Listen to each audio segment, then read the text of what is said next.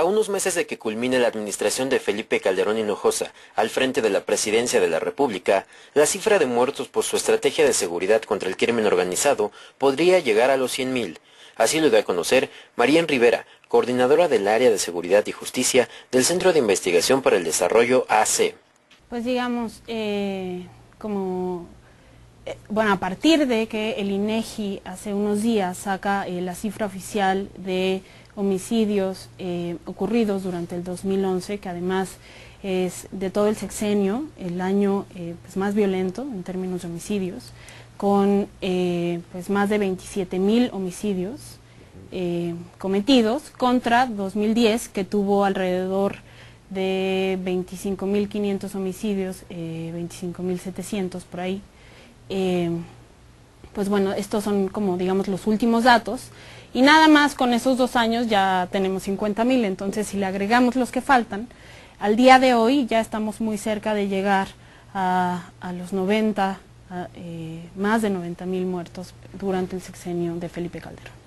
Esta cifra tiene su origen en datos proporcionados por el INEGI, el Sistema Nacional de Seguridad Pública, y hasta hace unos meses por la que producía el Poder Ejecutivo sobre los fallecimientos presuntamente relacionados con el crimen organizado. Sin embargo, esta dejó de ser utilizada por tener fallas de origen y fiabilidad en los datos. María Rivera señaló que uno de los grandes problemas de estas cifras es que nutría un mensaje gubernamental erróneo. Bajo ese argumento, y bajo, digamos, la lógica de esta lucha contra el crimen organizado, pues mientras más muertos mejor, en la medida en la que si delincuentes matan delincuentes, mientras ese número crecía, pues tendríamos pues una depuración criminal muy importante en México. Pero eso atenta contra todos los principios, digamos, de debido proceso, de presunción de inocencia, porque en realidad, pues en primer lugar, no existe ni siquiera una averiguación previa que respalde el total de número de muertes que se registran. Como ejemplo de esto, afirmó que si se compara el número de decesos que registra el INEGI a partir de certificados de defunción con las averiguaciones previas abiertas por homicidio, la diferencia es abismal. Otro desperfecto de este sistema es que los datos que reporta el Sistema Nacional de Seguridad Pública solo es de averiguaciones previas y no de muertos. Te voy a poner un ejemplo. Hace unos días en Michoacán, en Tuxpan, encuentran estas 9 fosas clandestinas, ¿no? En 7 de ellas encontraron restos humanos y encuentran estos hornos, etc. Básicamente lo que sucede cuando hay un evento de esta naturaleza es que, en este caso, por ejemplo, el ejército fue quien encuentra estas fosas, ¿no? Y puede ser Policía Federal, quien sea. Le dan la noticia al Ministerio Público y el Ministerio Público acude al lugar de los hechos, levanta un acta, etcétera, y de ahí se abre una averiguación previa. Digamos, si hay una fosa en la que se encuentran 10 cuerpos, o se encuentran 20 cuerpos, o se encuentran 60 cuerpos, el resultado va a ser una averiguación previa. Entonces, el número que están reportando, digamos, las procuradurías locales no corresponde al número real de muertes que suceden en un hecho criminal. Sostuvo que estos números arrojan una impunidad creciente, que se debe a los deficientes esquemas de procuración en la justicia mexicana. ¿Y cómo se elimina la impunidad? Pues fortaleciendo todo el sistema de procuración de justicia. Lo que te dice, digamos, la diferencia entre el número de criminales que son presentados ante el Ministerio Público y después la incapacidad del Ministerio Público para construir una averiguación previa sólida que efectivamente compruebe la culpabilidad de quien está acusando, pues te está hablando de que no tenemos capacidades investigativas fuertes para poder llevar un caso ante el juez y que el juez decida con toda una serie de elementos que alguien que cometió un delito efectivamente es culpable.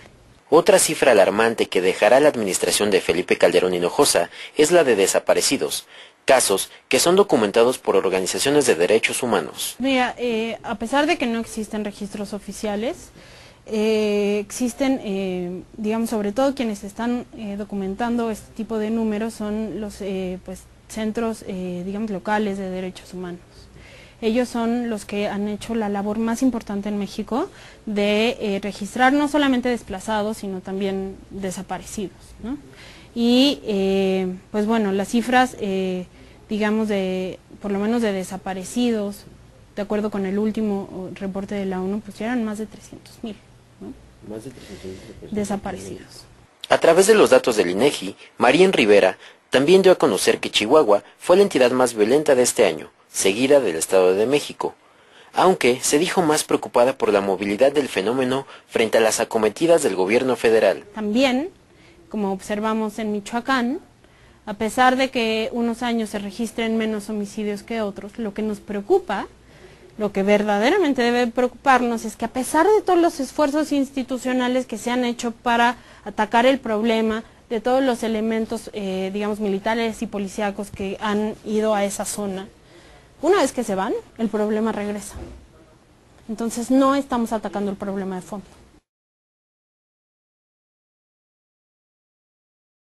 Con todos estos datos, el Centro de Investigación para el Desarrollo, AC, augura un panorama poco alentador, ya que los datos preliminares del 2012 se están estabilizando y decreciendo. De que para finales de 2012 va a haber nuevamente 25,000 muertos versus los 29 que se registraron en 2011 y 27 y los 25 de 2010, ¿no?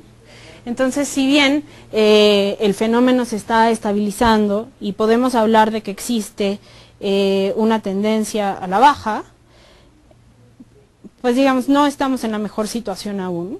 Si el fenómeno se estabiliza, hay que saber a qué tasa se estabilizó, ¿no? O sea, solamente comparando datos de 2005 contra 2010 hablábamos que el fenómeno pues era 700% más grande que en 2005, ¿no? 700% más homicidios en 2010 que en 2005. Y a pesar de que el fenómeno se estabilice a esas tasas, estás hablando de que tenemos pues, un fenómeno de violencia mucho más alto de las tasas que normalmente presentaba México.